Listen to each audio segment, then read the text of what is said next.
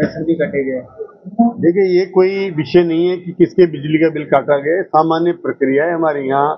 जब भी किसी का बिल ज़्यादा हो जाता है, एक सामान्य प्रक्रिया है।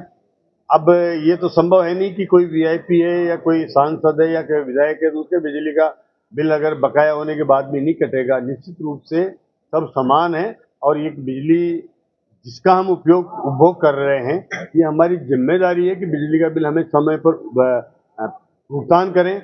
और कम से कम जनप्रतिनिधियों की और ज़्यादा जिम्मेदारी बन जाती है कि जो जनप्रतिनिधि बन कर के और जनता का विश्वास जीतते हैं, जनता उनके आचरण का अनुसरण करती है। इसलिए जनप्रतिनिधियों को चाहिए कि वो ऐसा आचरण करे कि जनता उनकी अच्छे आचरणों की अनुसरण करे।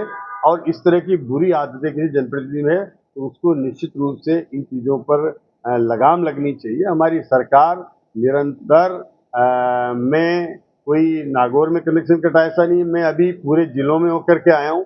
मैंने हर जगह कहा है कि जहाँ जहाँ भी बकाया बिल हों, चाहे वो अवैध रूप से बिजली ले रहे हों, उन सब पर लगाम लगनी चाहिए। क्योंकि हमारे प्रदेश का वो व्यक्ति जो ईमानदारी से बिल दे रहा है और एक व्यक्ति वो है जो लगातार निरंतर चोरी करके बिजली का उपभोग कर रहा है, तो एक इस तरह की व्यवस्था चलने वाली नहीं है। और उसके मन में भी आता है कि मैं कितना ईमानदारी से इतना बिल का भुगतान कर रहा हूँ और व्यक्ति लेकिन लगातार चोरी करने के बाद में भी उपभोग कर रहा है। तो इस तरह की व्यवस्थाएं विभाग में चलने वाली नहीं है और हमारी सरकार इनको बिल्कुल लगाम लगाएगी और ऊर्जा विभाग इस पर निरंतर प्रयास करके और इनको हम बंद करने के लिए निरंतर अधिकारियों को निर्देश देंगे। लेकिन कहीं ना कहीं पक्षपात के भी आरोप लग रहे हैं, क्योंकि जिस तरह के नागौर का मामला उसके बाद कई लोग बीजेपी के पदाधिकारी भी बिजली चोरी कर रहे हैं, लेकिन उनके खिलाफ कोई कार्रवाई नहीं होगी। नहीं, किसी को अगर कोई लगता है कहीं कोई चोरी कर रहा हो किसी भी पार्टी से संबंधित, तो उसको सूची मेरे को देंगे, निश्चित रूप से उस पर कार्रवाई होगी।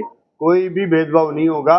ये कहना गलत है कि हाँ हम कोई किसी की चोरी कोई उसकी लिस्ट देख करके करते हैं, कि ऐसा संभव नहीं है।